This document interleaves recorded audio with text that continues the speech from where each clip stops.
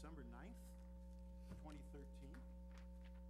And I want to invite everybody to join me now in the Pledge of Allegiance. I pledge allegiance to the flag of the United States of America and to the republic for which it stands, one nation, under God, indivisible, with liberty and justice for all.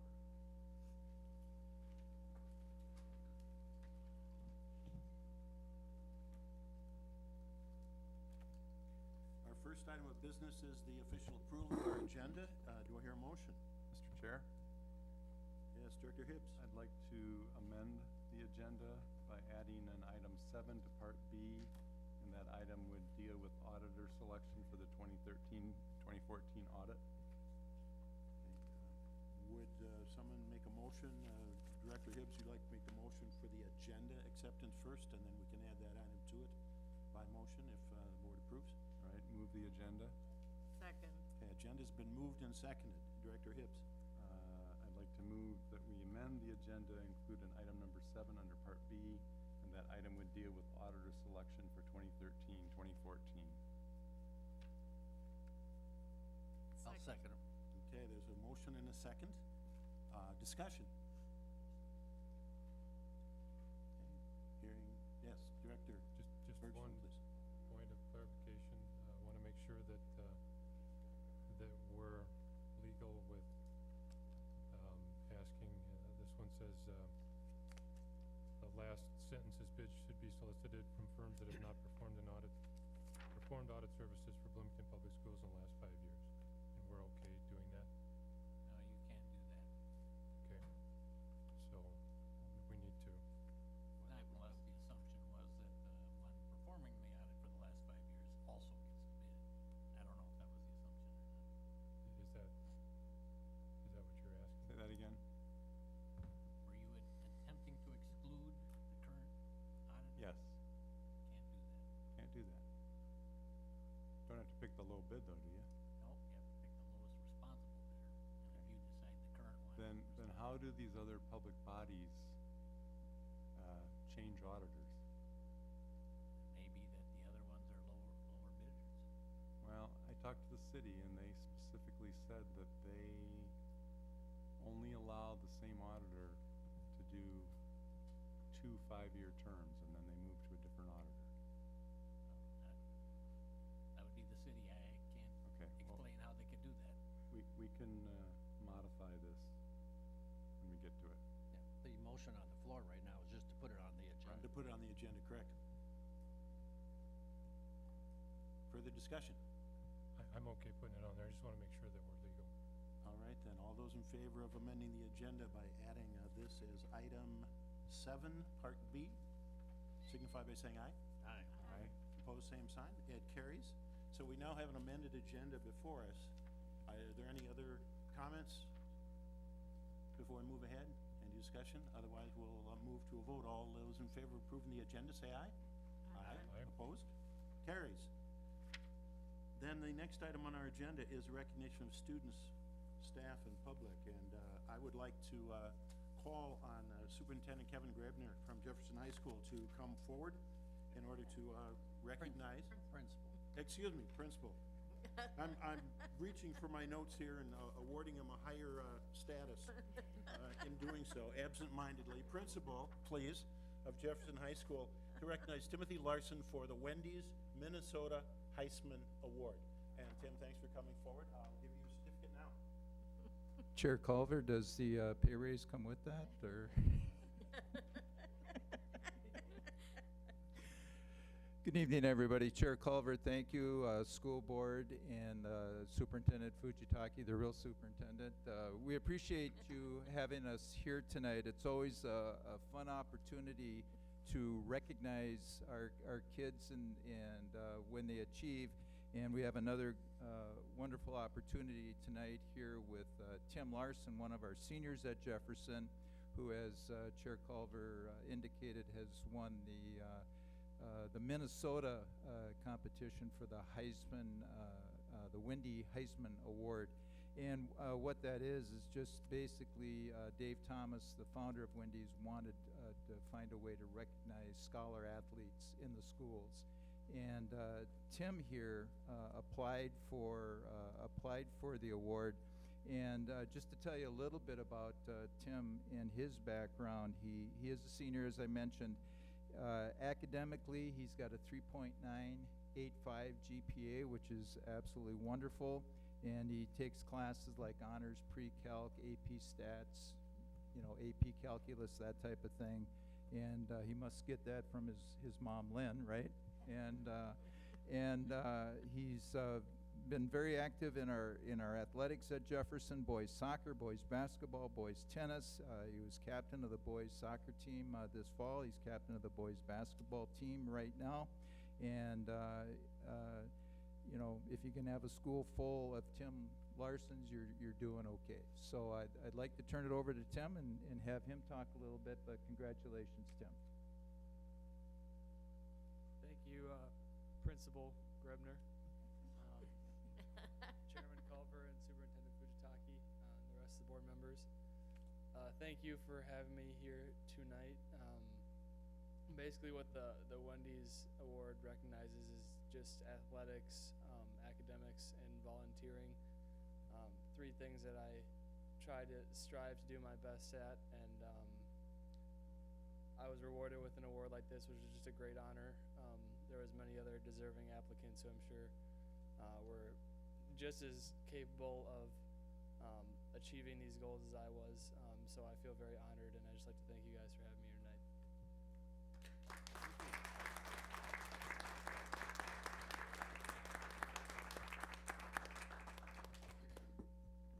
Thank you for being here, and congratulations again. The school district is fortunate to have businesses and organizations supporting our learners and the community of Bloomington, and in appreciation of these collaborative efforts, the school board occasionally recognizes friends of education, and tonight is one of those occasions.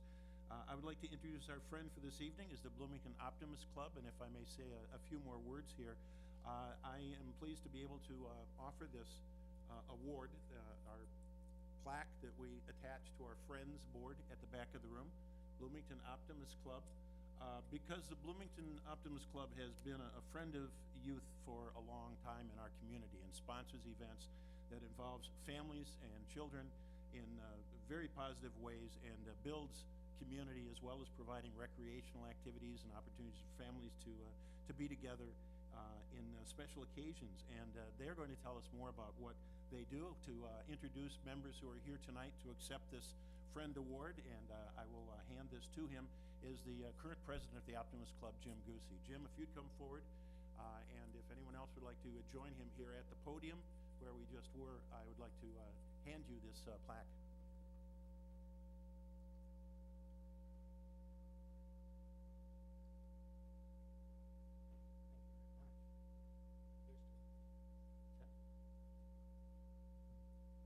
On behalf of the club, we'd like to thank you.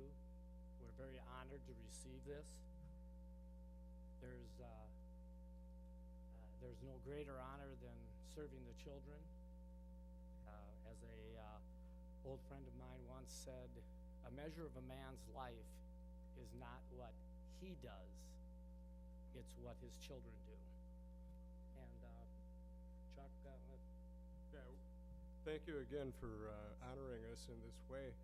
We have a great partnership between the Bloomington Optimist Club, who dates back into the early 50s and has been providing activities for kids in the Bloomington area through sports and other oratorical essay contests, citywide Halloween party, the spring egg hunt, and all the other things that we do. We do it because we love kids and want the best opportunity for those kids in Bloomington. And we have truly great community, and thanks for recognizing the work that we do, and we'll continue to do it. And we have some other optimists here tonight. I don't know, Frank Karnauskas, Larry Clement, Bud Flynn, and Andy Hoppin. And we all have the distinguishing characteristic of having been past presidents. So again, thanks Tim Culver, member of our club, and Jim Sorum as well. So thank you again for your recognition. Thank you.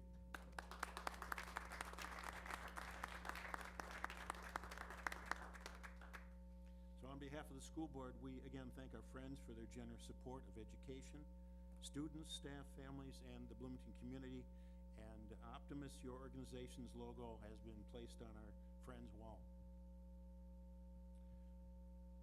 For our next item of recognition, I'm calling on Bruce Pappas, our Executive Director of Human Resources, to introduce our new Human Resources Director, Mary Burrows. Bruce.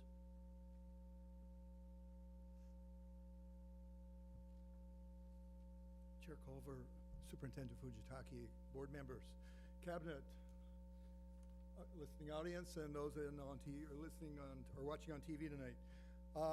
It's with great pleasure that I introduce to you the new Director of Human Resources for Bloomington Public Schools.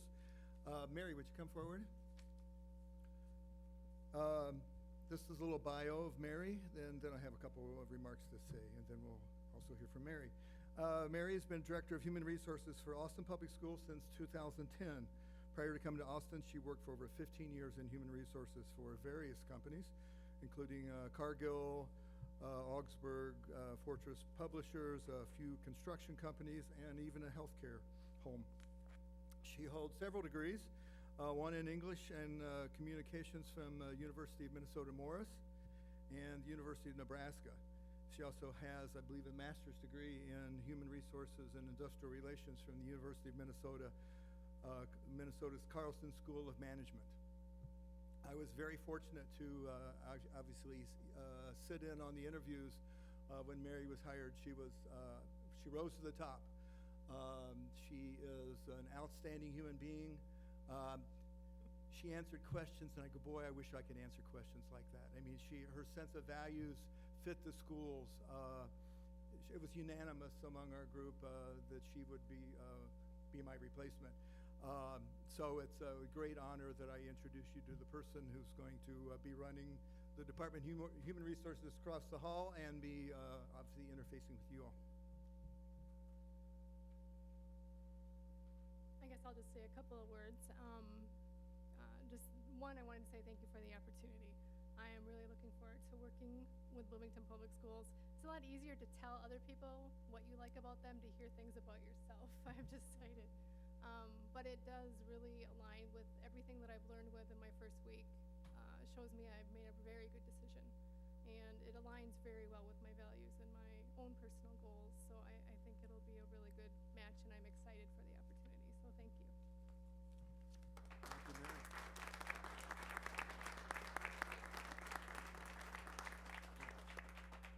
Mary, welcome, and thank you for being here tonight for an introduction to the school board. Next on our list of those receiving recognition are school board members who are leaving the school board as of January 1st. Unlike the way it's listed in your agenda, however, I'm not going to take things in alphabetical order, but instead I would like to present it in terms of those who have had the longest service first, and then we'll work our way down, and we'll begin with Arlene Bush. And I don't think I'm embarrassing her in referring to the long service, because she always mentions it herself. Arlene is very proud of the fact that she has been an active member of the school board, an active member of the community for a long time, has received recognition from the School Boards Association. She's been actually the president of the Minnesota School Boards Association, as well as many other involvements. She might like to tell you a little bit about those as well, but if you might, Arlene, come over to our podium. I'm going to ask everyone to come to the podium then for presentations of a school bell in recognition of service of those who are leaving service to the school district. We do this for our teachers and some other professional staff, and we're providing this as well to Arlene in recognition of her service to the Bloomington School District. Arlene Bush.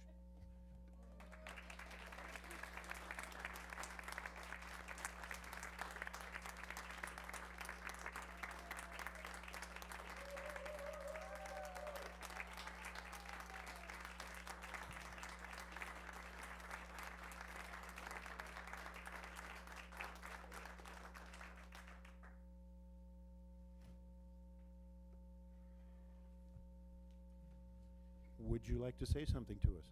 Oh. Do I have a limit? Oh, it's just so wonderful that I could be here. They actually let me out of the nursing home to come to this meeting. So it's wonderful to be here with all of you long-time friends. I never say old friends anymore. It's a long time, and just been such an experience being on the Bloomington School Board for 32 and a half years, and just working with this awfully wonderful community.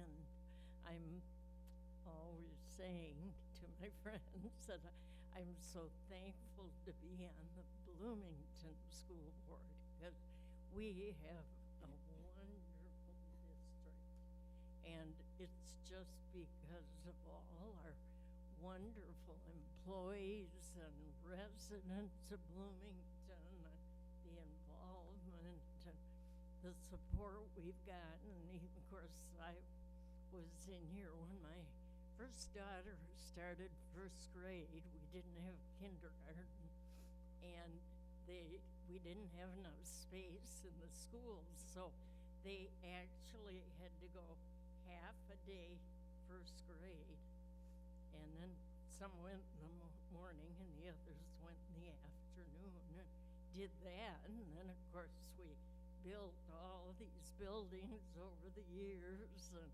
just filled to the top, and then it started to decrease a lot, and 5 of my daughters had graduated from Lincoln.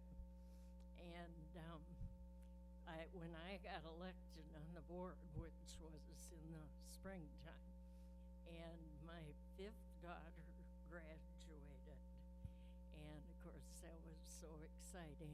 Got to give her a diploma and everything. But then my youngest daughter graduated or started Lincoln that year. I got on the board, and the following year I closed her high school. So I learned early on how to make tough board decisions that you don't want to do, but you have to do it for the good of the students. And so that's just been my whole thought about it, always working to improve for our students and serve our community the best. And we have such wonderful staff here. That's been the thing. That's why I'm always thankful to be in Bloomington. Thank you so much. I can't believe I'm leaving right now, and here I'm going through all this health issue, but it's probably good. So thank you so much. I'll still be around.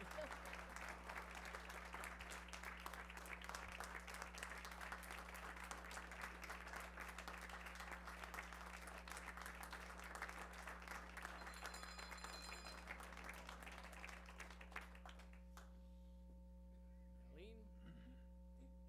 I graduated from Lincoln.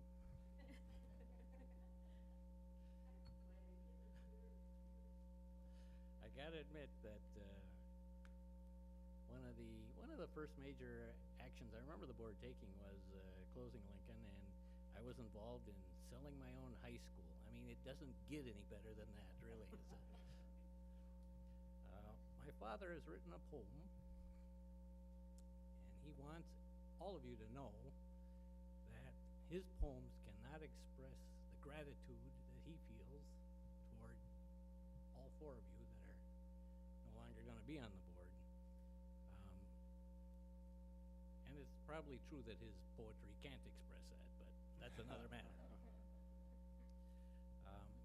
So if you'll bear with me, I will read his poem that he's written for you. And obviously, nothing can express what he feels for your long service with the school district. To Arlene Bush. Arlene served the school board, standing up for public education through years of economic stress, never wavering in in her dedication. She didn't want to run this year. It was something everybody knew. She didn't have her heart in it, but it was a job she had to do. What is really indisputable, that was central to her conviction, was that every child be educated who was within her jurisdiction. What more can be said of one, especially when done in rhyme, than that she served us well and gave generously of her time.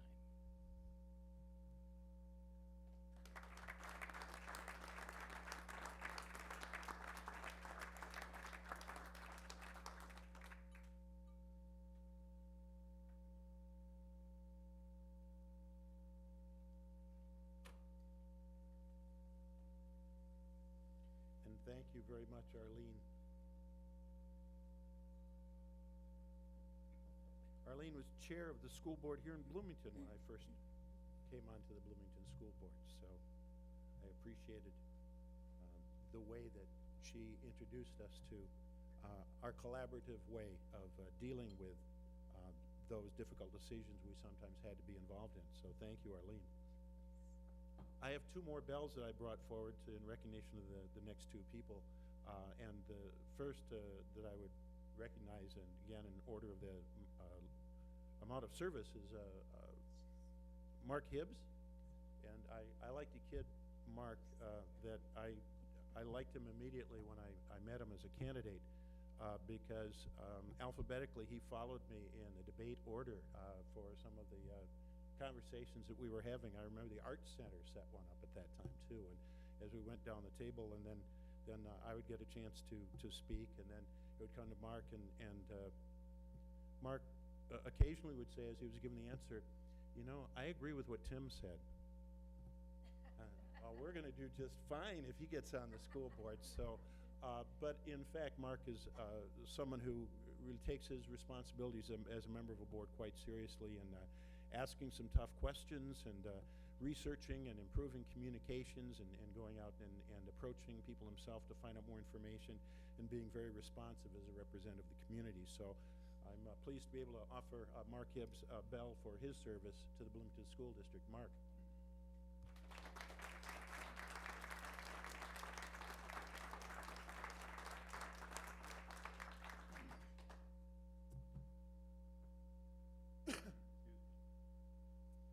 Well, this is sort of a bittersweet night, and I guess I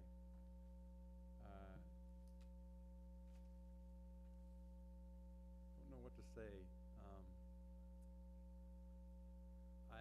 I graduated from Bloomington schools and moved here as a 7th grader.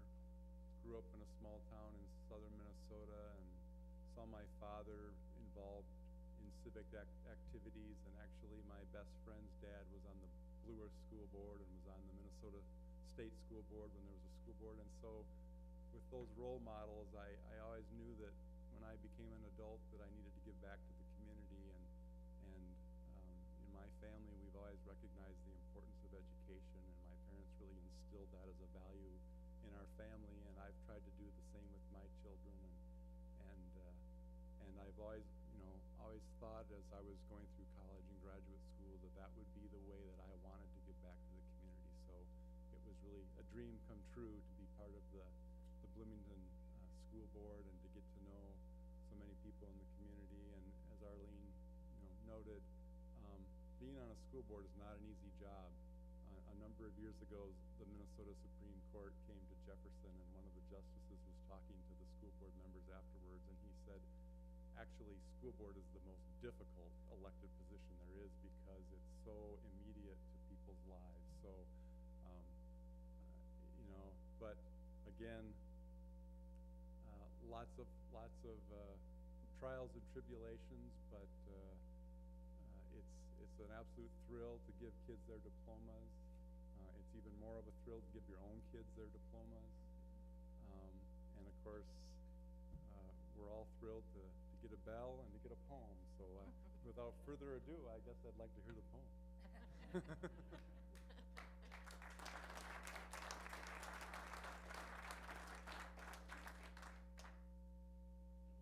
Mark's been on the board for at least 12 years,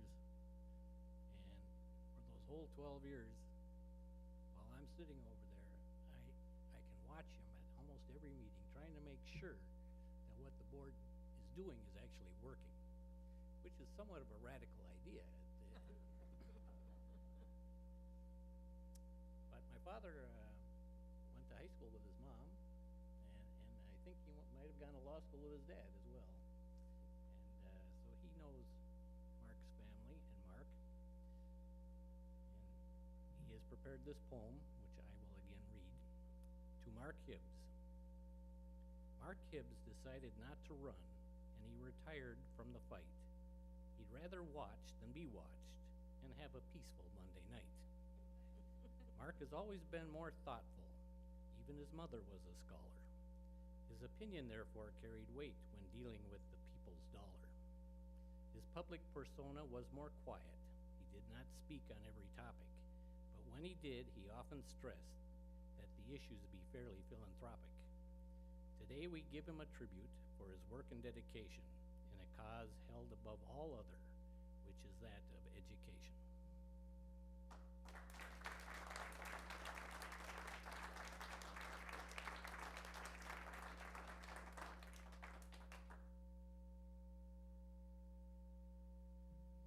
And thank you again from the board, Mark, for your service. And the last bell I have up here is for Board Member Lyle Ablin. Lyle has served us for just this year, but he's been very involved in the Bloomington community for quite a long time. As a matter of fact, I remember when I first met Lyle, it was just after I moved to Bloomington 30 some odd years ago, because he was a leader at that time in elective office.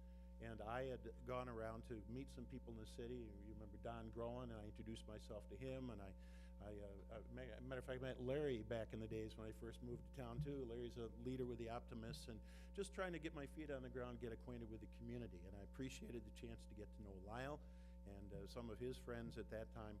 And when he came back to us with an application for an appointment to the board, he seemed to have some excellent qualifications in terms of his background in education, his work with decision-making bodies, and we're glad that he gave a year of his time to help us out with our activities.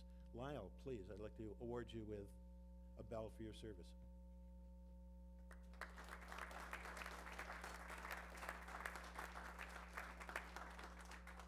Thank you, Tim. Yes, my service on the board this time around has been very short, 1 year, short and sweet. But I do want to thank everybody for being patient with me and my learning curve. It's been a terrific year. I've enjoyed it. I especially want to thank the cabinet for their, again, their patience and their education of my issues and so forth.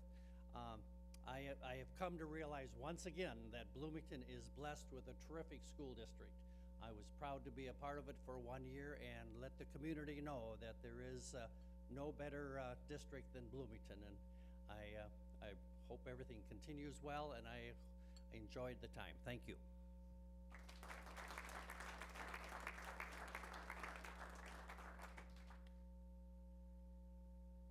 Lyle was gracious enough to step in when we needed him, and we appreciate that. Many of you probably know that Lyle was on the school board in the 70s, I think, is that right? 80s and 1980s, and my dad wants his old poem back. I have it. To Lyle Ablin. Every school board needs a diplomat. There's just not many of those who can firmly put his foot down without stamping on someone's toes. It's an art that comes from service in the work of public office, and a system not well suited to one who is standoffish.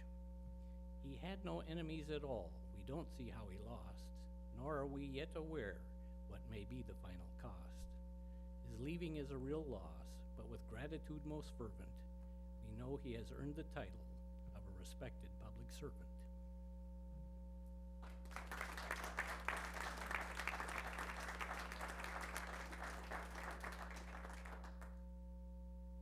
And again, from the board, thank you, Lyle, for your service.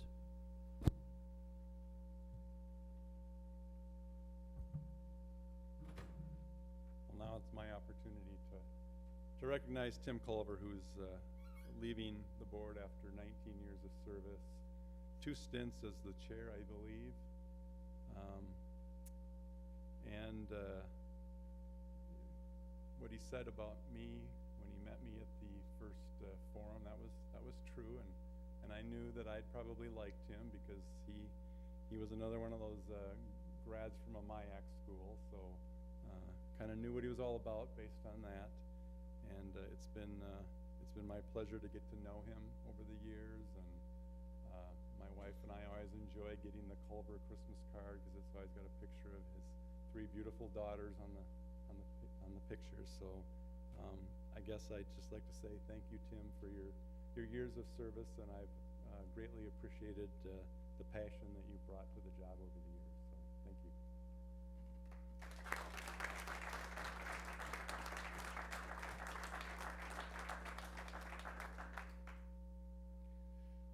Well, now I'm in the position of saying I agree with a lot of what Mark said when he made his remarks. I feel like I came from a similar background in terms of my parents feeling that it was important to give something back. And when the opportunity was suggested to me to run for the school board, and I had a background in public education, that seemed to make a lot of sense to me as a way to devote my time.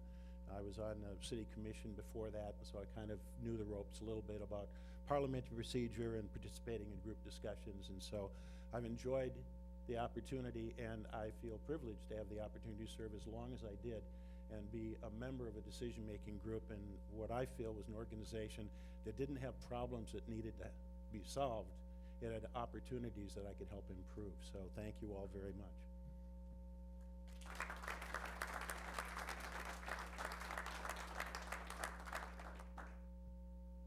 Tim, it's never been a dull moment with you around, that's for sure. You've gone from just being board member at the end of the table by me to the chair of the board. Sometimes it looks like a job like herding cats, but you've done a great job. And my dad, who for some odd reason never misses one of these meetings by watching on TV, has enjoyed your career as well. And he's prepared this poem to Tim Culver. Tim Culver knows the rules of order, and he chaired an active forum. He also knew he needs 4 votes if he's going to get a quorum. He has learned the basic premise from which good chairs don't deviate, which is, in success be humble, and when in deep trouble, delegate. He has always promoted education, requiring high standards for the board, made the meetings stay on issue with a minimum of discord. His service deserves our deep respect. He earned our sincere commendation for as many hours he devoted to the cause of public education.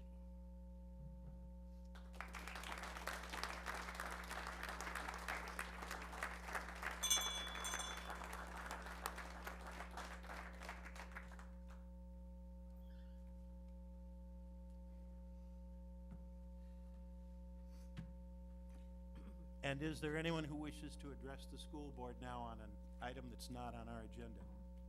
Now's your chance. All right, seeing nobody rise to the occasion, we'll move on then to our Part A agenda. Part A can be dealt with by a motion to cover all of the items in Part A. Is there such a motion? So moved. Arlene moves, seconded by Maureen. Discussion? Information? Then all those in favor say aye. Aye. Opposed? And it carries. Then we'll move to Part B agenda. I'm assuming we don't have any students here to meet their credit requirements because we're right at the end of the time they might be doing that as we're moving into holidays. Not seeing anybody, we'll skip that part of our recognition. Our students do come and observe us for class credit as part of their learning about civics. And we're moving to our Part B agenda. Item number 1, our kindergarten recommendation, 2014-2015. Assistant Superintendent Chris Lennox is here, and our viewers and our audience have been well prepared by the Sun Current, if no other way, in learning some of the options and prices of things in terms of staff and money as we're considering what to do about implementing all-day kindergarten. There is a motion, or we have several different motions we could be making, I guess, in fact. So rather than asking for one motion, I'm going to ask Chris Lennox to give us some information at this time, and we'll see what it is the will of the board is to move after that. Wonderful, thank you. Chairman Culver, Superintendent Fujitaki, and members of the board. This evening, we will be asking the board to discuss and adopt a resolution for kindergarten programming and space effective for the 2014-2015 school year. In your packet, you have two resolutions for kindergarten programming. Administration is recommending Resolution A, which calls for all-day kindergarten for all students and does not include a half-day option. Rationale for that recommendation was included with information that was sent to the board last week. In addition, an alternate resolution, Resolution B, is also in your packet should the board wish to offer a half-day kindergarten option for families. Some additional questions do accompany that resolution in the area of sections, location, and transportation, and those would need to be worked into the resolution based on the wishes of the board. So with that, I'm happy to answer any questions the board may have, but we'll turn it over at this time for board discussion and approval of a resolution. The board has received information in previous meetings. We've had time to ask questions and get feedback from the community. So we're at a point at which we can simply have a discussion among us of a best priority, or if somebody would like to put a motion before us by moving one of the options or another option they have in mind regarding implementation of kindergarten, please speak now.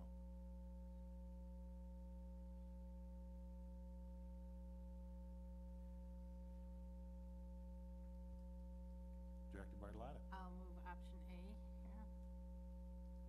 All right, would you read that for us then, please, Maureen? Mr. Chair, be it resolved that the School Board of Independent School District 271 approves all-day kindergarten at no cost for all families beginning September 2014 with no half-day kindergarten option at either a central location or neighborhood school. Approves the facility additions and renovations to accommodate all-day kindergarten sections at a cost of $2,500,000. Second. Motion's been made and seconded. The floor is now open for discussion.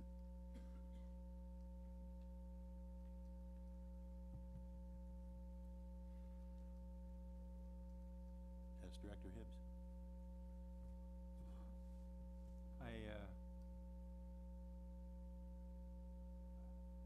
I'm a little concerned about this option. I think we probably have people in our community that would value the half-day option, and I don't know that the survey that was done is statistically rigorous such that we can say that that definitively told us where the community sits. I recognize that we might choose to go with a half-day option only to find out that there just isn't a lot of support for it. I think part of that will be because I'm not so sure that I would have wanted to put my 5-year-old on a bus for 30, 45 minutes to ride across the city of Bloomington. That's why earlier I spoke in favor of trying to create some half-day options at 1 or 2 or 3 of the neighborhood schools. But I think if we're really going to pay attention to what I'll call customer service, that we will at least offer that half-day option for at least a year to see how it plays out. I'd like to be able to offer that option on the west side of the city, but I recognize that that might require a fairly significant investment to build a classroom on a building, but perhaps we could talk about that.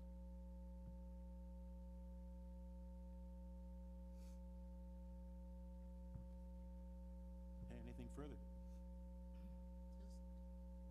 Yes. This Director is Bush.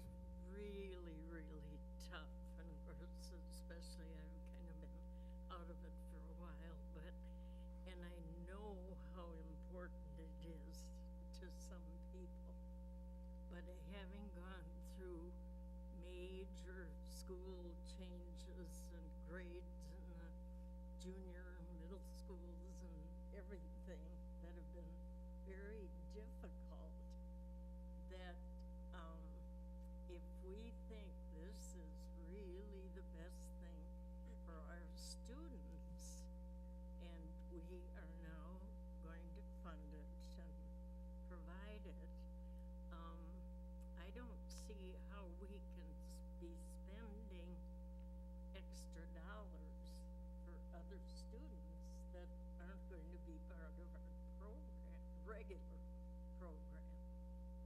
And so I certainly think there should be choices for students to do this, but for us to be taking on huge additional costs of like busing kindergarten students all over the city and, I mean, major spending, I don't know if that can be part of our decision policy. So, and I hate to say that because, you know, I certainly understand the parents, but, of course, having gone through too many changes with students and closing schools and everything like that, it's, you know, you have to make tough decisions, and I'm just concerned about using a lot of money to provide a kind of a choice thing. So that's it. Thank you. Is there other discussion? Director Bergstrom? Yes, thank you. I think to be fair, I should mention that both of our sons went to the half-day program, but that was an economical choice for us. We couldn't afford to pay for the other half-day, and had we had the opportunity that we're presented with now, I'm sure we would have jumped at it. So, Mark, I understand what you're saying. I know that it would be nice to offer the half-day option. The information that I'm getting in talking to people, wherever I can find the conversation, it keeps coming back to, well, it might go away in a year, it might go away in 2 years. I think going forward, if we know that maybe the best option right now is the one that we've read onto the record now, option A, that does not include the half-day option. So I know there's a certain amount of families out there that are throwing heavy objects at the television right now when they hear me say this, but I'm just not hearing enough from the public to want to offer the half-day option. I think we should stick with the all-day.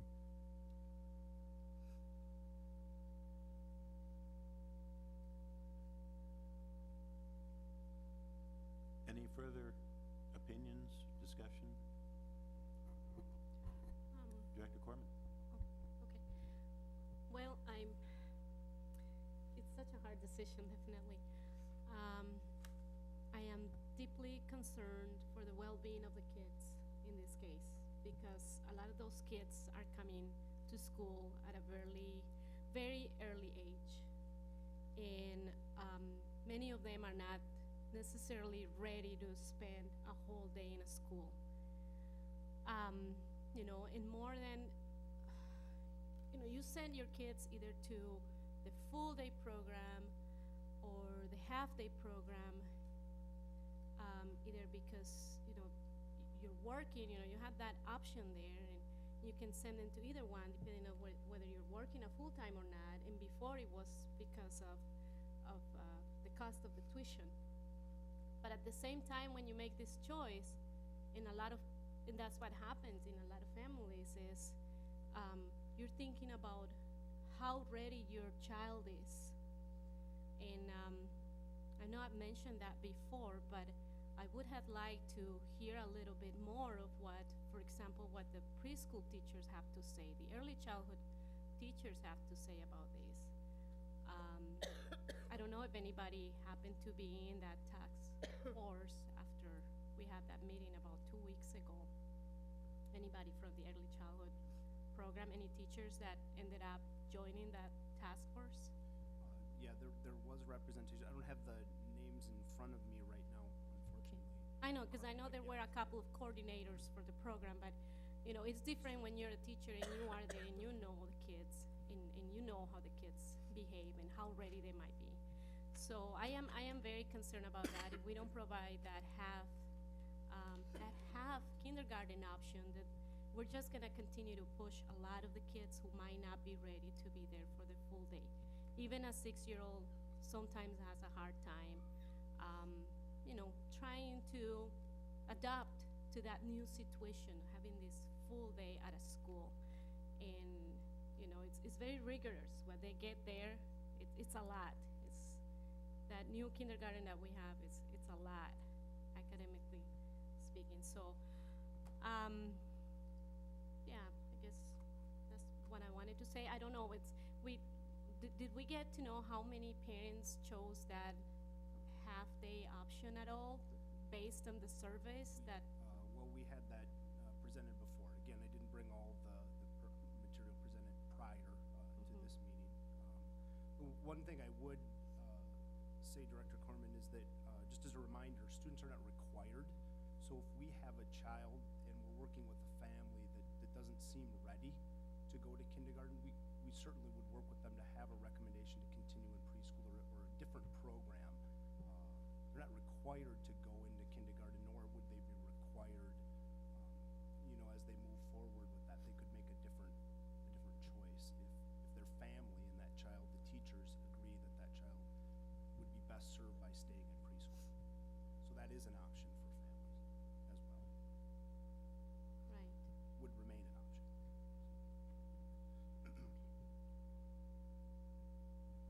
Director Hibbs? I guess one question about the information you provided this week. Are you aware then of any neighboring districts that will have a half-day program? We said West St. Paul. If you recall, West St. Paul had busing, and we're continuing to have some sites. I don't know about at all of their sites, but they were busing students already between all of their schools. The other districts, we've been working with Burnsville, Eden Prairie, Edina, Hopkins, Minnetonka, Richfield, all day only. Do we think there's any chance that having half-day kindergarten could be a competitive advantage that might draw someone to our district? Unsure about that. Haven't done the marketing research on that.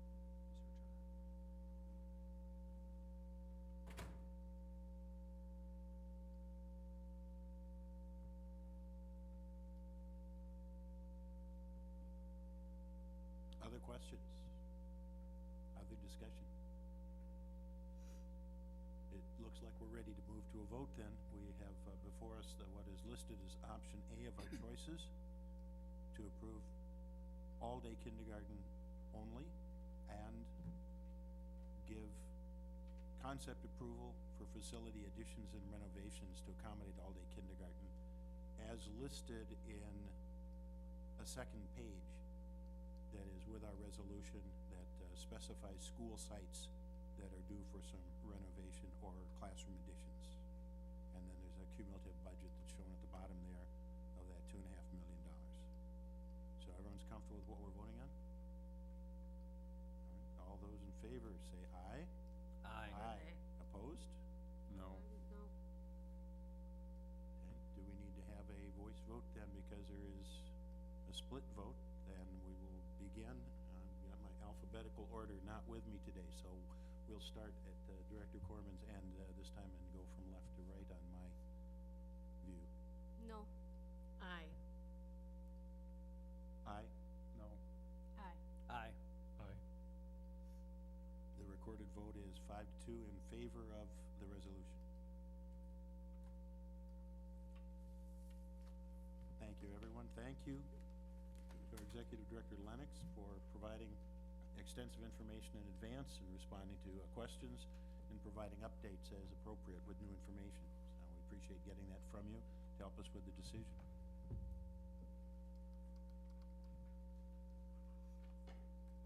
Item number 2 on Part B agenda is our final 2013 payable 2014 property tax levy and public comment session. This was often done, as a matter of fact, was legally required to be done for a number of years that I was on the board as a separate meeting, which would be called expressly for the purpose of public comment. Instead, we are providing for time for public comment with the motion of a resolution, which will be explained by Executive Director of Finance, Rod Zivkovich. Is there a motion? Mr. Chair. Director Hibbs. Resolved that the School Board of Independent School District 271 approves the proposed final property tax levy for the 2013 payable 2014 levy of $48,691,279. Be it further resolved that in the event of any changes to levy amounts by the Minnesota Department of Education, it is the intent of the School Board of Independent School District 271 to levy the appropriate amount as allowed by law. Second. Moved by Director Hibbs, seconded Director Bush. Executive Director Zivkovich. Chair Culver, Superintendent Fujitaki, board members, here tonight of the final process in our Pay 2004 levy.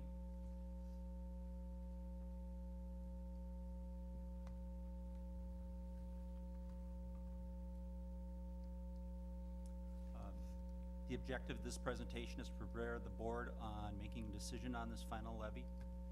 What we need to do by law tonight is do the truth and taxation process regarding preliminary levy for 2013, and then also the board needs to take final action on the levy itself. The truth and taxation process started back in September when the board approved the preliminary levy. That information was then provided to the counties. The counties then send out preliminary property tax statements to the community. We then tonight have our truth and taxation hearing, which includes a budget update for the current year. And then once the board has approved it, we've sent it into the county. The county provides property tax statements for the next year.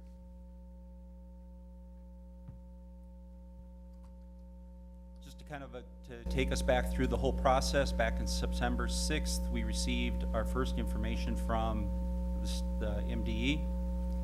The board approved on the 23rd a preliminary levy. On October 8th, the preliminary levy was submitted to the MDE, and Hennepin County and Scott counties started the process of sending out property tax statements. And then tonight is our looking for the board to certify the final submissions. So the truth and taxation process has three pieces to it. One is the current year budget, providing the revenues based on sources and expenditures based on programs.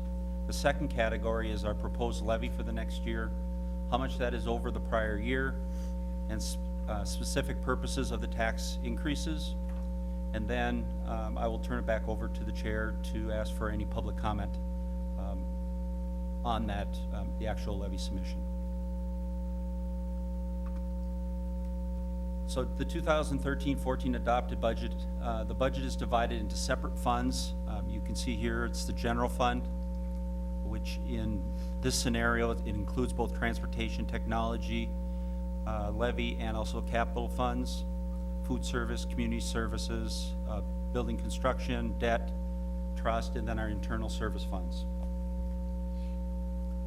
Our current year budget of all funds is $187 million. Our expenditures are $192 million.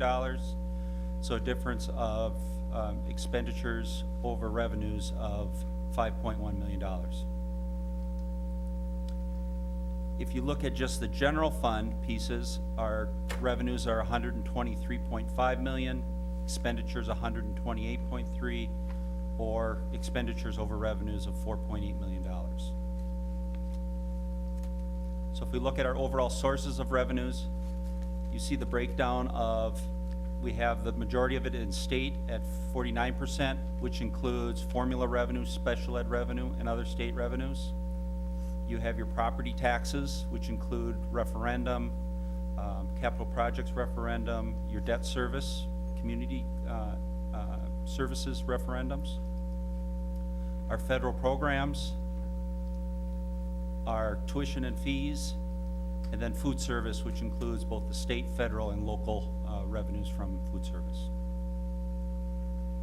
Just taking at the same type of breakdown, but looking at it just in the general fund level, you can see that 70% of our general fund comes from aid, and another 24% comes from property tax levies.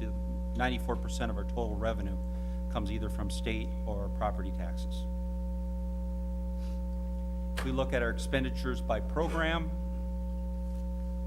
looking at it, the majority of the area is regular instruction, special education, and vocational. Some of the other areas that support that area are instructional support, which includes assistant principals, media center, staff development, our pupil support services, which includes our transportation, our social workers, those areas, our buildings and grounds, which includes our fuel, utilities, all facility and capital programs, our fiscal, which is our debt, administration, which includes the site administration and also the district administration, support services, which is our accounting, our payroll, our HR, our technology. Just kind of, again, looking at this more from a overall of just the general fund, you can see by the 44%, the 2% and the 19%, so 50, is that 65% of the total budget here is directly associated with instructional. And then with some of the instructional support and pupil support, you see that we're up in the 80% range. As we move on now to the levy portion of the truth in taxation process, MDE calculates our preliminary amounts based on statute and district information that we provide them. There's 5 major categories: referendum, referendum other, community services, debt services, and then other. The school board determines whether to levy the maximum or something less than the maximum that they're able to do. So if we look at referendum overall, from 2013 to 2014, we have a slight increase in the dollars per pupil, and part of that increase is due to the voter-approved referendum back in 2007 that stated that we have an inflationary factor on our referendum. That's multiplied by our pupil units, and so we show our referendum calculation of being slightly up from our 19.9 million to just over $20 million. Based on changes in legislation in 2013, there are some adjustments to the levy. We were receiving additional state aid of about $107,000 to offset our levy costs. The second item was a resolution the board approved to change from voter approved to board approved levy of $300, and that $300 resolution is till the end of this current referendum cycle itself. And then an additional item that was changed during this last legislative session, which is the location equity, which is $424 per pupil. So a total of, with the adjustment, it went from $19 million to $12 million. Kind of looking at it, summarizing with adjustments between the 2 years, we're looking at a decrease of a little over $8 million, but as you'll see in the next category, that offset is accounted for in that area. So if we look at referendum other, which is equity, and what this is trying to account for the disparity between revenues of the highest and lowest districts within a region. You see that our equity revenue pretty much is pretty consistent to prior year. It's up about $37,000. You see that $300 per pupil unit comes back in here. Also the location equity comes back in, and then you see prior year adjustments. So it's pretty much the wash between the referendum and referendum equity between the two.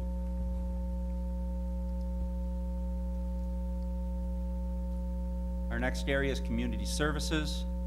Community services, overall, there's really not a change between the 2 years, with a slight decline, mainly due for the adjustment from prior years, for a decline of about $19,000. Debt service is dropping, on the regular debt service, $1 million. And that decrease was due to the board refinancing some debt this past year.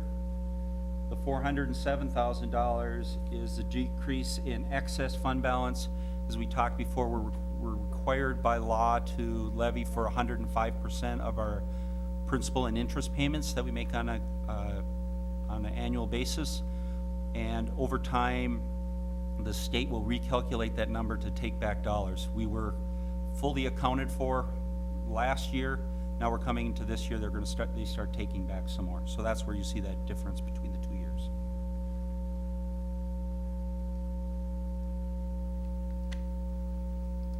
Our last category is total levy of other, and that's the increase of the $1.6 million. And what that is with our adjustment of the voter-approved increase in tech levy, along with the offset of the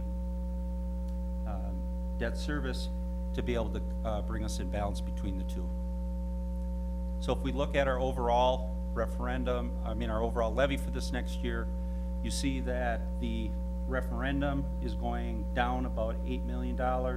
That's offset by referendum other, that's going up $8 million. And the community services is pretty much flat, and then you see pretty much the debt service and the other are offsetting each other, which shows that we have a $567,000 increase between the 2 years, or a 1.2% increase. With our promise to the voters within the referendum, capital projects referendum levy, we talked about having our 3 categories of funding.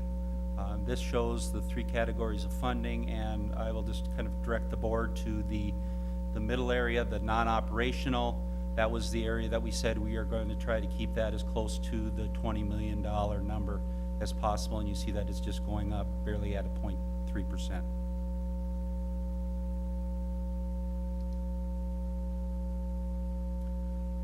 Looking at the comparison that we do on an annual basis of this between last year and this year of a median price home, you see a median price home last year was $194,500. This year it's $188,000. The total city taxes, county taxes, and school taxes were $2,761 compared to $2,719. And the school taxes are $853 to $845, so they're down $8 per household. And that's based on the best information that we've had to date, is that the city is increasing their property taxes by 3.3, the county a 0.8, and as I mentioned before, the district at a 1.2. So at this point, I'll turn it back to the chair for to ask for public comment. Well, let me just do that. Yes, public comment at this time, rather than board questions. Is there anyone here who would like to address the board about our proposed budget and levy? Director Bartolotta, did you want to speak? Okay. All right, board members, now's your time. Any responses to this? Are we satisfied? We can go ahead and vote. All right, seeing no indication of a need for discussion, then we've also received this information over time, a number of meetings, and been kept updated on what the projections are for the budget to come. We had a preliminary approval, and people received tax statements in the mail, and we're now giving final approval to this resolution. All those in favor say aye. Aye. Aye. Opposed? And it carries.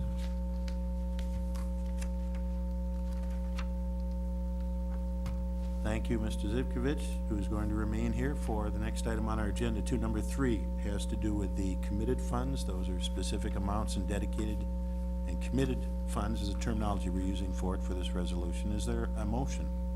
Mr. Chair, Yes, Director Bartolotta. be it resolved that the School Board of Independent School District 271 approves committed funds in the areas specified below as follows. Committed funds, $235,000 for workers' compensation insurance, $220,637 for third-party medical assistance, $81,092 for wellness dollars, $77,919 for band uniforms and instrument replacement, $10,027,568 for the operating referendum, $1 million for transportation building, $1 million for transportation bus purchase, $2,944,736 for transportation, $2,317,902 for severance insurance. Second. Oh, I'm sorry. I didn't have my voice. $1,799,045 for technology replacement, $1 million for energy savings, $250,000 for security systems, $36,058 for athletic inactivities, $250,023 for staff development. Second. The motion has now been seconded, so resolution about committed funds made and seconded. Mr. Zivkovich. This is part of our annual audit, which will receive the final report after this resolution and the following resolution. This is a process that was put in place a few years ago that the state required us to provide committed funds within our budget. The board approves the categories in June. And then when we finalize the audit, we come back to the board before the audit is approved for the board to do a resolution on committing the actual dollars. And these are dollars that go in the budget for the next year, and these are dollars that are spent first out of the budget going into the next year.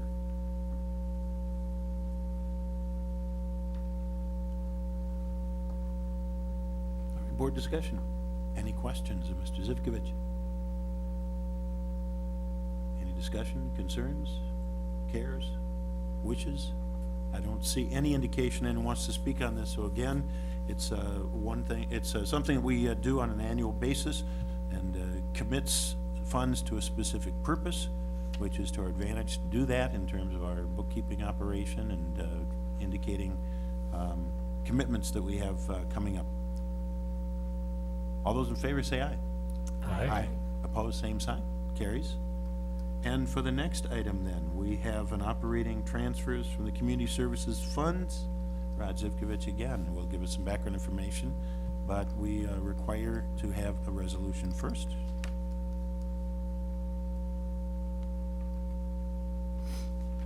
I'll read that motion.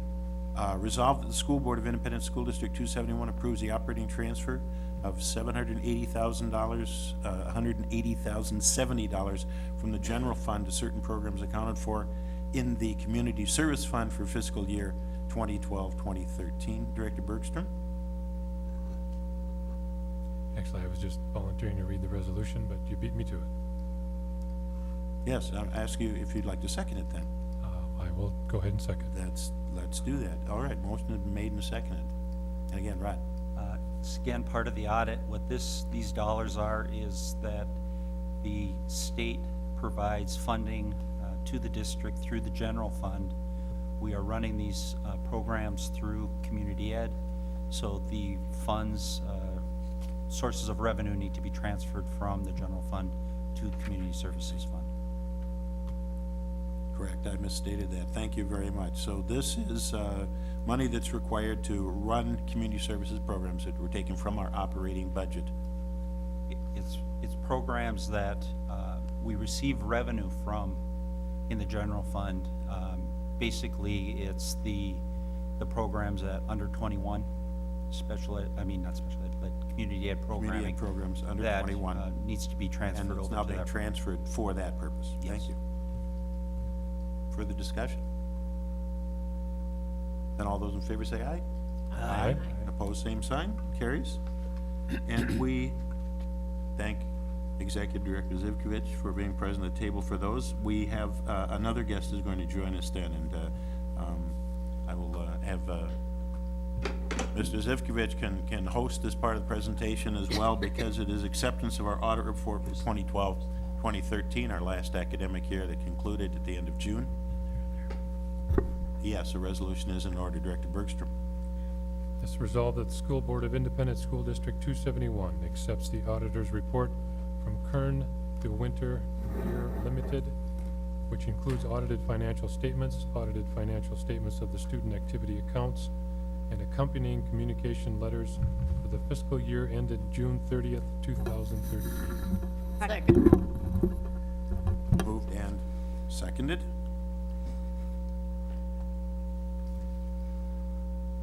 I'd like to introduce Matt Mayer from KDV. He is the managing partner on the account that works with the district. KDV has been with us for many years, and this is kind of an annual presentation that he provides some insight on their findings within the audit report. So I'll turn it over to Matt. Thank you, Rod. Mr. Chair, members of the board, Superintendent Fujitaki, thank you for the invitation to present this evening. You received preliminary documents of the final product of our audit in recent packets, and I intend to provide a quick overview tonight of the results of our audit and also a little bit of financial analysis for you as well through the PowerPoint presentation. So for the benefit of you, the members in the audience in the chamber and at home, the PowerPoint is probably the easiest way to go through it. If you do have specific questions about any of the documents presented, I'd be happy to stay for as long as you have them at the end of the presentation. I want to begin with the results of our audit, and to do that I also want to give you some context about what our role as auditors is. It is the district's responsibility to prepare financial statements on an annual basis. It's our job as auditors to come in, to test, examine, and give an opinion on those statements. Now is a good time, I think, to thank the efforts of everyone in the finance department here at the district under the leadership of Executive Director Zivkovich as well as Controller Agate.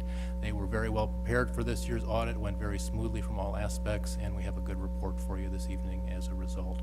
Our opinion on the financial statements is an unmodified opinion. It's the best opinion that we can give you. It means that the financial statements are materially accurate. This is a true picture of the district's financial position at the end of the 2013 fiscal year and a true record of the financial transactions for the year. We also perform 2 compliance audits. The first of those is called a single audit.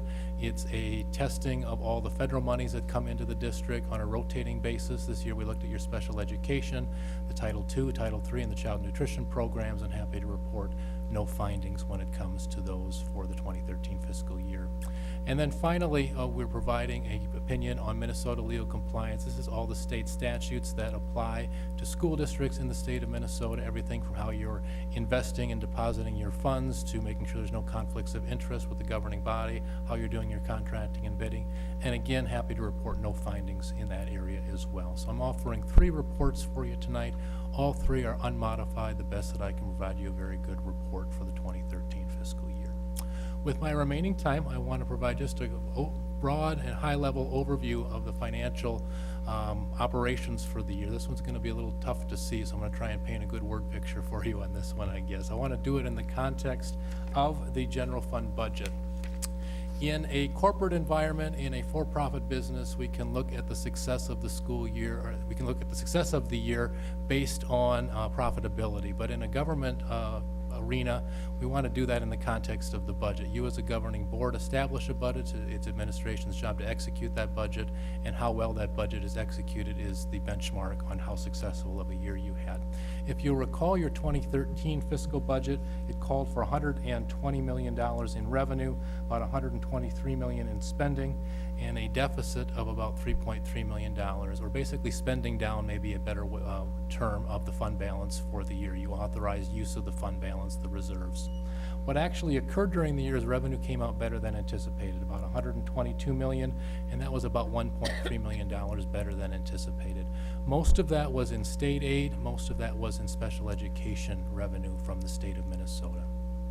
On the expenditure side, expenditures came in under budget. They were under budget nearly $2 million, about $1.9 million for the year. And again, most of that was related to special education. Also some savings in personnel costs and other supplies costs and the like during the year. So in the end, rather than the fund balance actually declining $3.3 million, it was pretty much a break-even year, a small deficit of about $140,000. Your fund balance basically began the year, ended the year at the same levels. Quick look at your student counts.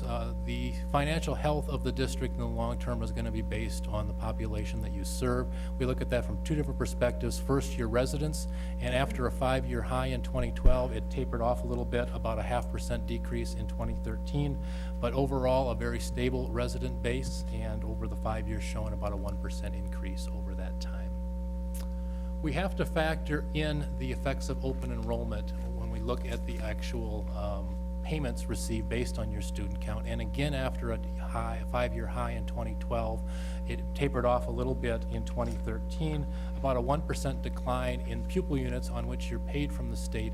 That was a result of more students leaving the district through open enrollment. You did have gains as well during the year, but the net impact was a net loss for the year.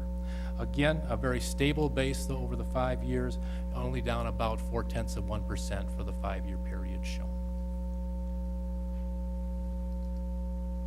If we take a look at revenue in the general fund for the year, it was up about 6.5%, and there were a couple of factors that came into play during the year. 2013 was the first year that you participated in the Q-Comp program, and as a result, there was additional aid from the state of Minnesota as well as additional levy authority. That was about $2.5 to $3 million of new revenue coming into the district. There was a new literacy aid grant from the state of Minnesota for about $500,000, and special education aid based on the reimbursement formula was up significantly as well during the year, about $2.5 million, which accounted for most of those gains over the prior year. Spending in the general fund was also up, along with the revenue stream, about 9.5%. That's about $10 million. Again, Q-Comp played a big role in that, but there was also a lot of one-time spending related to capital projects during the year that may not be seen in future years. So a little bit of a one-time spike in 2013. If we look at where the dollars are being spent, you saw a similar chart for your projections for future years. This is what happened in 2013. 67%, more than 2/3 of the dollars in your general fund ultimately made it to the classroom in either regular instruction, special education instruction, or vocational instruction for the 2013 fiscal year.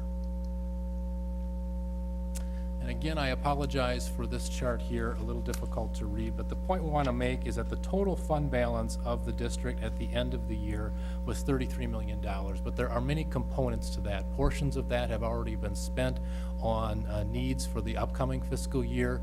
The state restricts portions of that fund balance. You don't have control over them. They're money that come with strings attached. If you don't spend them on that particular purpose, the state makes you carry those over, so you as a board don't have a lot of discretion over those.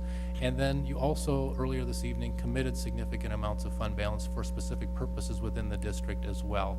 That ultimately leaves an unassigned fund balance at the bottom, which is the discretionary number, the number on which your fund balance policy here at the district is based. And that number actually did go up this year about $300,000 to a number of about 5.3 at the end of the fiscal year.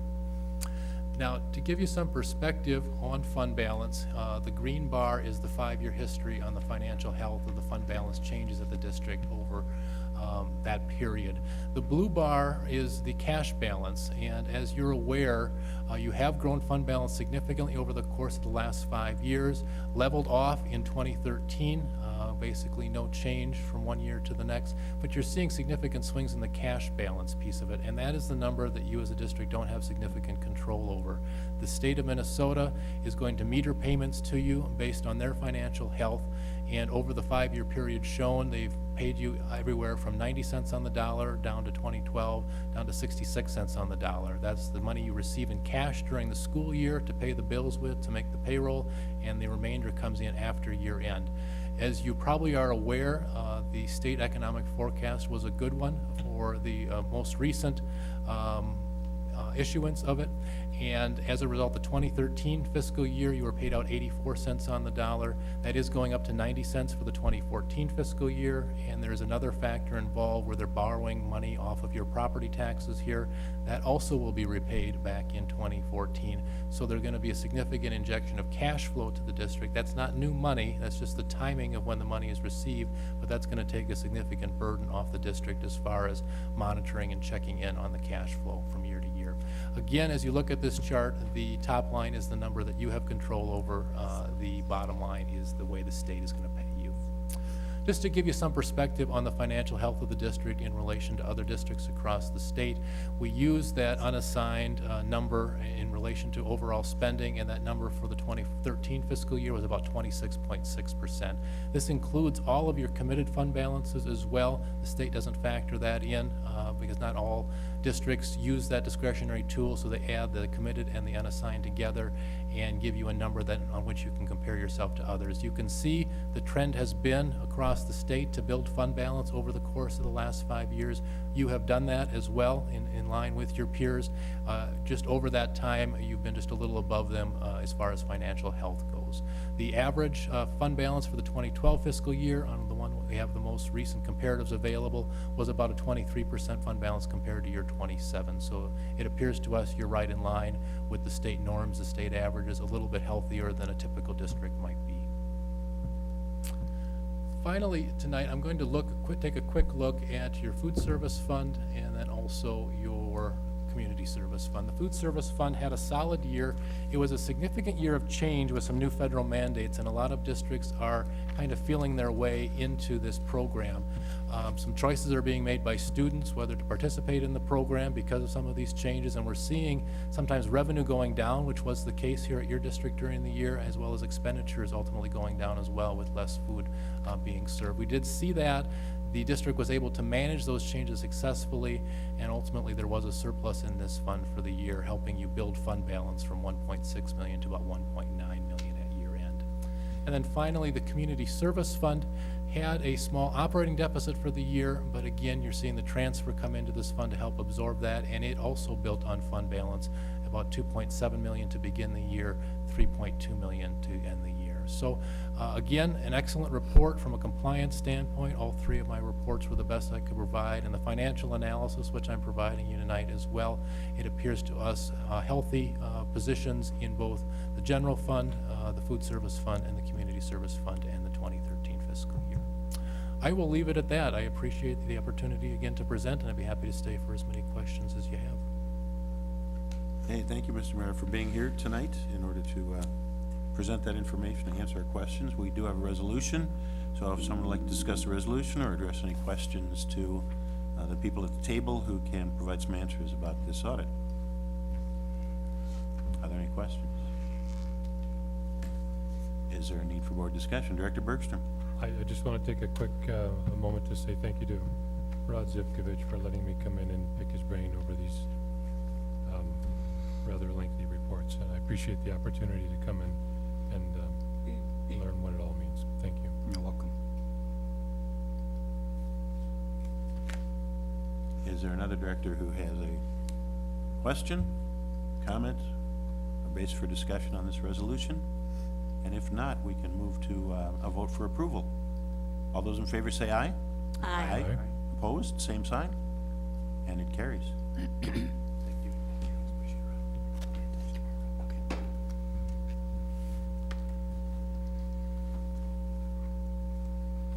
Now I know why there weren't too many other people from the Administrative Council who are present tonight, because Rod dominates the agenda. We appreciate you spending your time with us. Thank you very much. With item number 6 on our agenda then is an acceptance of the bid for Chromebooks, and that also has a resolution that we can be acting on. Director Bergstrom. Yes, be resolved, the School Board of Independent School District 271.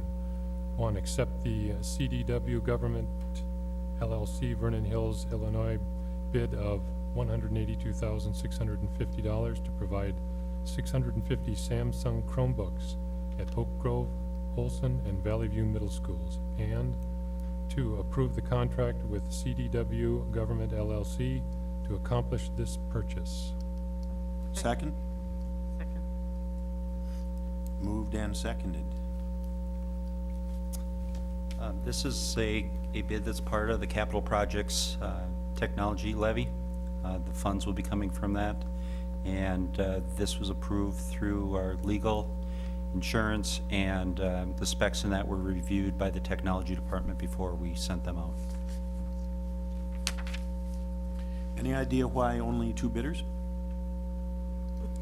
maybe I'll ask John to join me on that. He probably has a better idea. They're very close to each other in what their bids were, but I'm wondering why we didn't have more businesses were interested in marking up a product and selling it to us. What's going on? We sent out the bid to the bid specs to 9 vendors. We got responses and questions from many of them. This is a fairly new area for vendors to work in, so it's not only the consumer product of a Chromebook, but it's also the enterprise ability for that Chromebook to be managed and licensed through Google. So a Google management license has to be sold as part of the package. And so I think that self-eliminated many of the vendors. Still, many were qualified, but they didn't submit bids. And a lot are in the process of working out that partnership with Google. Would it be your feeling then that the price is so similar because there just is a floor that you're not able to go below at this time? Yes, it is. It's a $250 consumer device. By selling in bulk, they can shave off a small amount of money. The management license is a fixed fee that that Google takes to have it enrolled and be a manageable device. So where companies are able to be competitive is we require an additional number of services in the bid specs. What some companies call a white glove service.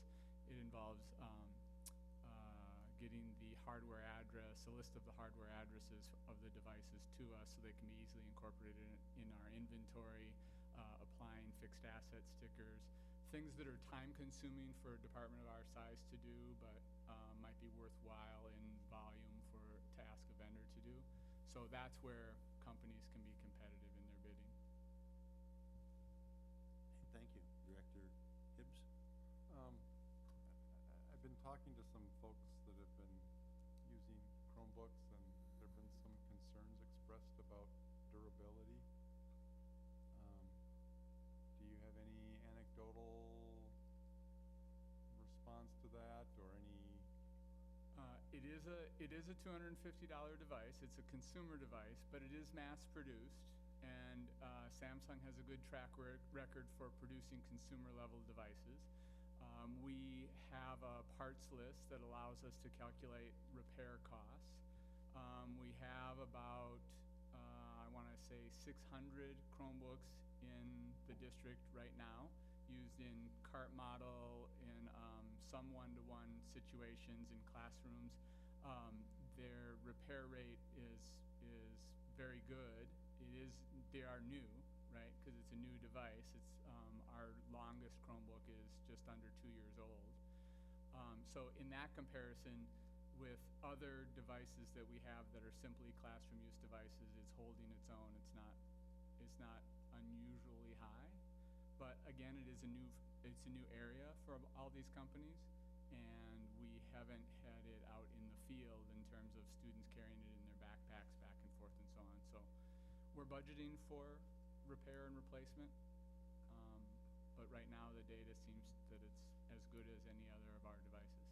Do we have any protections if we were to have an abnormally high number of these devices that were rendered inoperable? It comes with the consumer warranty or the manufacturer's warranty of 1 year. We're not choosing to extend that warranty. We're choosing to take or buy insurance, for instance. Some districts do that. We're choosing to set some money aside for repair and replacement costs. And so we budget where the device might cost $279 when you include the licensing. We're budgeting an extra $90 over the lifespan, the 3-year lifespan of that device, for repair and replacement on the aggregate. That's in line with when we did our research with other districts, in line with some of the set-aside costs that they set aside either for insurance or repair costs. And so, if a device is rendered inoperable, are we going to be sending it off to this company or to Samsung, or? It goes to Samsung in the first year. And do they have a service center relatively close by? They're, I wouldn't say relatively close, but it doesn't need to be relatively close in this market. So we're working with schools to have loaner devices on hand, and then they have a fairly refined repair process, centralized repair process. I'm thinking that it's Texas that we send them to, and so we've worked out that repair process, that repair and replacement process, and then our techs are in the process of getting Samsung certified, which allows them additional services. They can order parts directly, they can do the repair on site. So we want that capability. We have that capability with all of our Apple devices. Our techs get Apple certified. We're seeking that certification with the Samsung devices as well. And then I guess this question's more for council. This document that's labeled contract is rather brief. Is there a explanation for that? No, except it was a pleasure.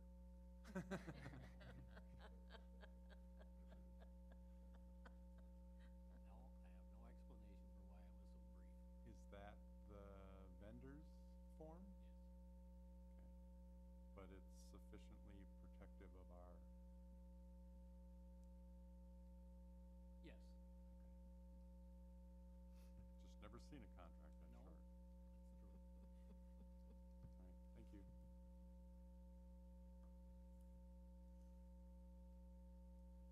All right, further questions? Any discussion on the resolution? Seeing no one indicating an interest in discussing further, I think we're ready to vote. All those in favor say aye. Aye. Aye. Opposed, same sign. And it carries.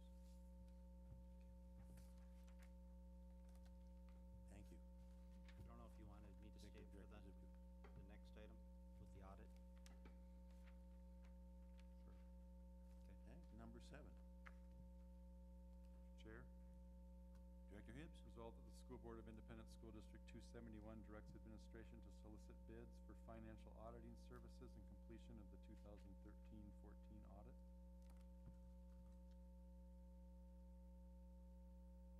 Aren't you finishing? I'm leaving that part off because I was told that was not legal. The part that I know, and I hadn't had a chance to review this beforehand, but Sarbanes-Oxley requires a rotation if the auditing firm partner serves for 5 years.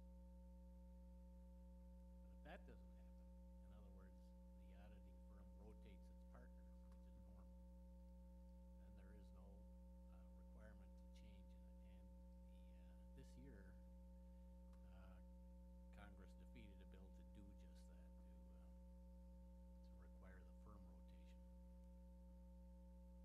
Okay, well, I guess I have another question, but I don't know if you want to get a second. I'll second it. All right, a second has been received. All right, Go ahead. So my question is, earlier this year, we dealt with the hiring of a consulting organization, and there's something in statute that says that you don't have to choose low bid if you're hiring professional services. There's two things there. One is you don't have to bid professional services. You can go on quotations or negotiation. The second thing is on a bid process, you don't have to pick the lowest bidder. You are required to pick the lowest responsible bidder if you go out for bids. And that could mean that you had a bad experience with somebody, and so you've determined that they are not a responsible bidder. You're gonna have to make some findings when you go through the bid process then. Okay, well, my objective here is, as I noted, I know we've been well-served by our auditor, but I think they've been our auditor for at least as long as I've been on the school board. And it seems to me it would be prudent, at least for 1 year, if not longer, to bring in a different set of eyes. I work in environmental auditing.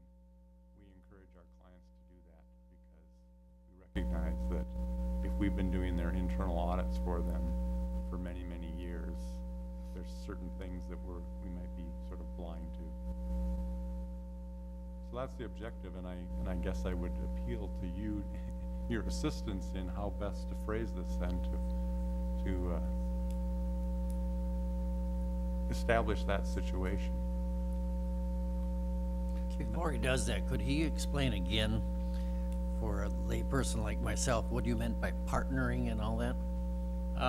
What's happened is, you know, we had those big financial scandals on the national level with the banks and things like that, and they passed a Sarbanes-Oxley bill,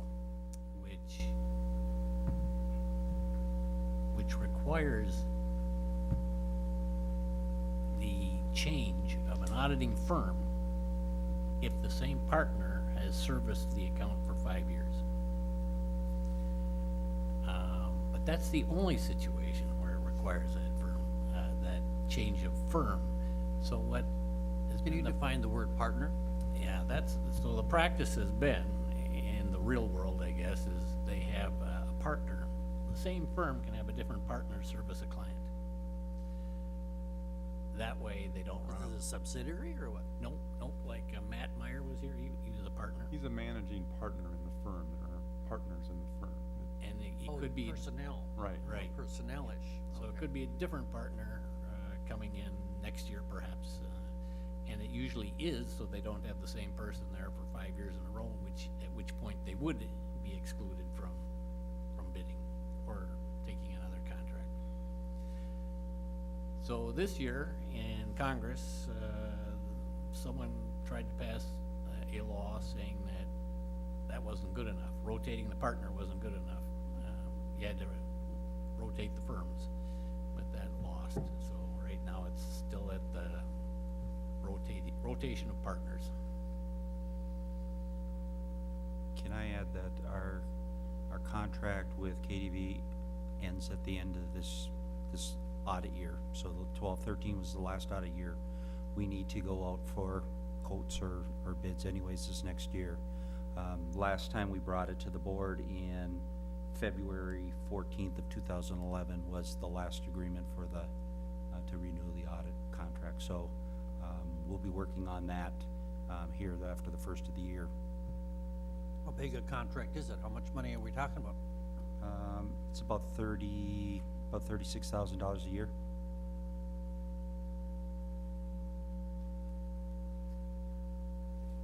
Well, this seems to fit if their contract is up at the end of the year. The difference is, that I think Mark wants to exclude this firm from being involved in the process. But that wasn't what was. No, he didn't Right, put that, in the resolution, but I think that's what he had in mind at one point. But by raising the issue, he introduced it into the conversation. So that would be my reaction to what we're hearing here, is that it sounds as if there are organizations that make that decision, that it would be wise to alternate or to change an accountant, but we're not saying that you have to. Rather, it's putting something on the table that's worthy of consideration as we're looking at bids going forward. Yes, especially private firms.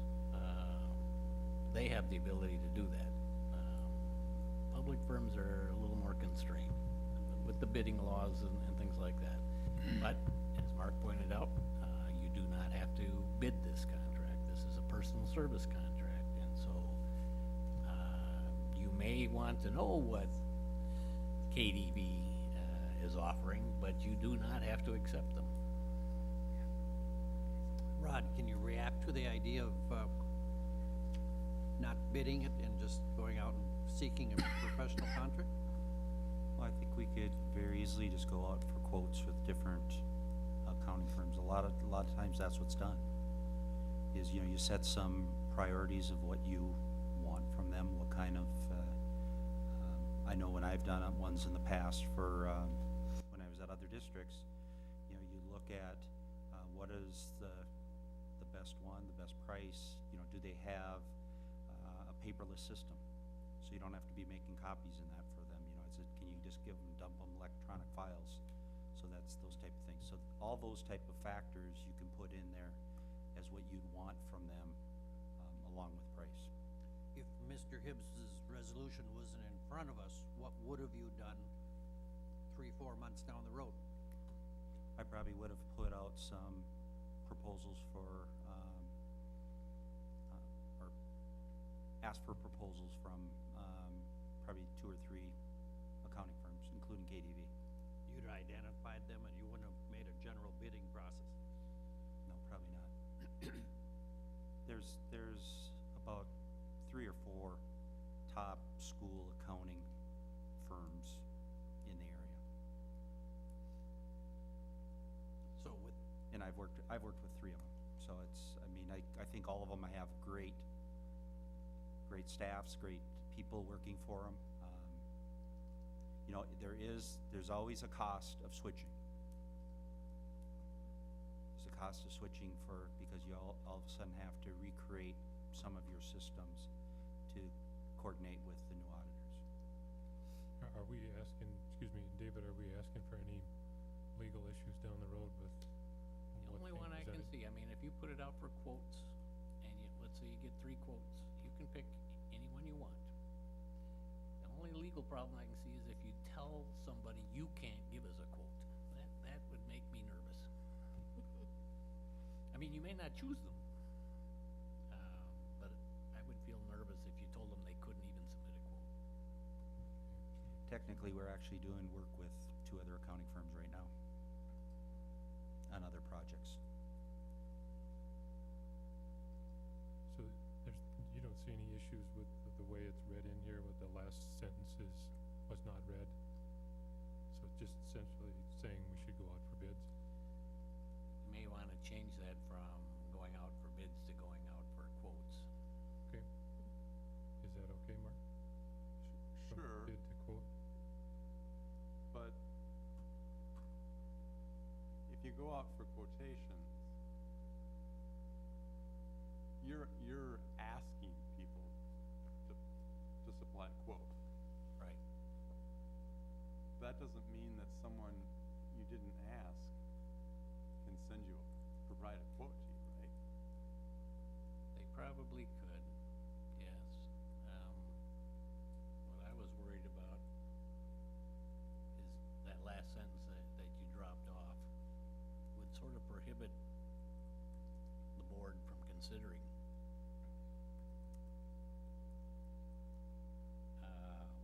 according to Rod, 3 different firms.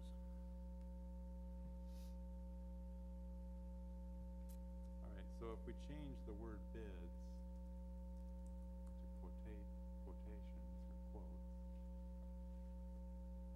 do you still have the same concern? No, as long as you don't say to somebody, you can't give us a quote. Right.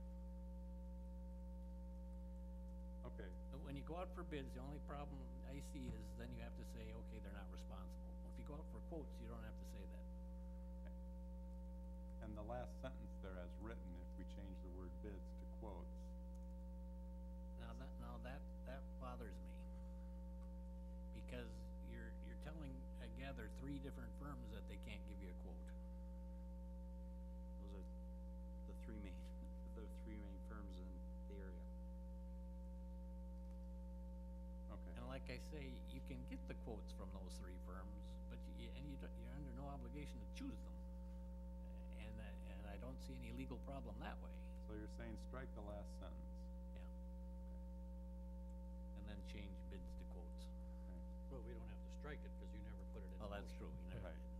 So what was read in as this resolution, there's 2 sentences, and after the word solicit, it says bids, we're gonna swap that out for quote. So it'll say to solicit quotes for financial auditing services. Right. Okay, and that's acceptable. But that's what you were gonna do anyway. Yes. So essentially, we're saying what you're going to do anyways. All right, just put it into the public record. Right, well, that's what I was gonna lead up to. I really believe in your philosophy of the resolution.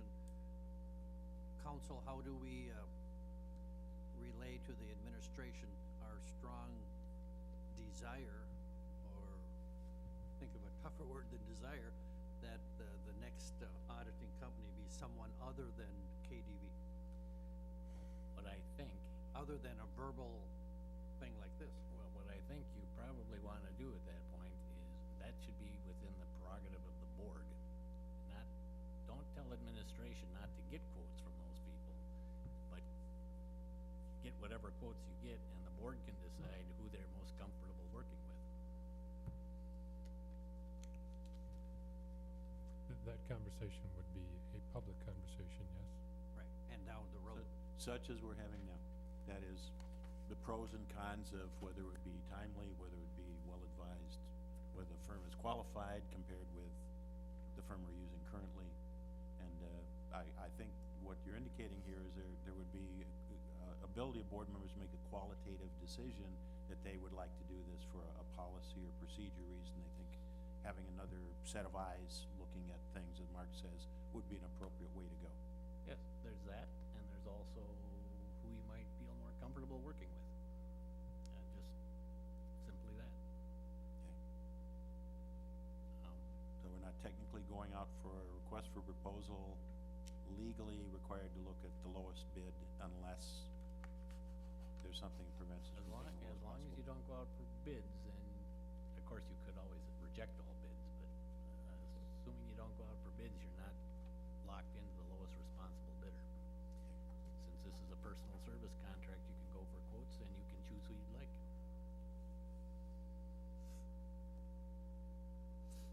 Very good. Does that suggest any changes in wording, or Well, I think is, just the one I Director mentioned, Hibbs' resolution sufficient to?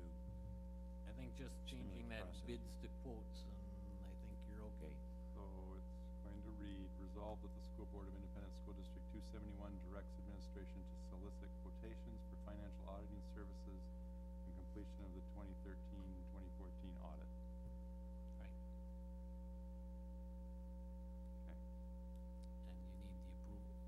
Did someone second it? I did. You need the approval of the seconder. And I am inclined to support that resolution for the reasons that have been suggested by both Director Ablin and Director Hibbs to take a fresh look at our financial situation with a new firm. Although that's not what the resolution specifically says, but it is opening up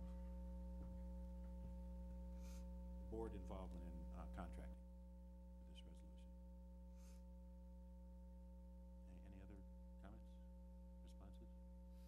No, I just want to reiterate that I did talk to both Normandale Community College and the city of Bloomington, and Normandale, because they're part of MINSCU, indicated that, the practice there has been to rotate the managing partner of the audit. But I think, if I understood correctly, that every 10 years, then they are looking to maybe bring in a different firm. And that's the case with the city, in that the city, I believe, only will allow a firm to have 2 5-year cycles of doing the audit. So therefore, every 10 years, they'd have to bring in a different firm. And since I'm at 12 years, I know that we've had KDB for at least 12. Further discussion? I don't know, I have a sense of the board. I guess I would ask then for the roll call around the table again, starting from the right this time, not knowing if we're going to get a split vote. Let's just get on the record. Director Bergstrom? I'm fine with it. I vote aye. Aye. Aye. Aye? Aye. Aye. All right, well, we didn't need to do that, but we're on the record as 7-0 voting in favor of it, so thank you very much, board. Are we prepared to move on to the next section of the agenda? We've passed Part B. We've dealt with all the resolutions proposed. Then the next item is our board member reports. Would any board member care to make a report at this time? Director Bergstrom? Yes, this one's relatively quick. I attended a Bloomington United for Youth meeting, went over their past year agenda and then upcoming events. Also attended a PTSA council meeting. It's the larger council meeting where all the representatives from the individual schools come and meet. Had a chance to listen to Representative Lencheski, Representative Paul Rosenthal, and was in, and Paul and Melissa spoke to a 7th grade class here at Oak Grove Middle, and their students peppered them with a series of hard-hitting questions. It was really interesting to listen to those students when they had their elected representatives in front of them. Had a chance to go see Peter Pan at Jefferson. Was a fabulous show, and attended the Brinner, which is breakfast for dinner meal earlier this evening, which is why the building smells like waffles. And that's all I have. All right, other board member reports? All right, then our Dan, superintendent's, yes, Just Director wanna Bush, say please. thank you for 32 wonderful years with all of you. It's been great, and I'll still be around. I'm sure you will. Thank you, Arlene. Now Superintendent Fujitaki. I just have one thing. We're requesting a motion to establish a study session, organizational study session for January 6th at 6 p.m. here at the Educational Services Center. So moved. Second. Moved and seconded, organizational meeting January 6th. Discussion? All those in favor say aye. Aye. Opposed? Carries? That's it. Thank you very much. Thank you. We are not scheduled for another meeting in this year, so I will thank everybody for their participation during this year. Wish you a happy holiday season, and stay warm. Meeting's adjourned.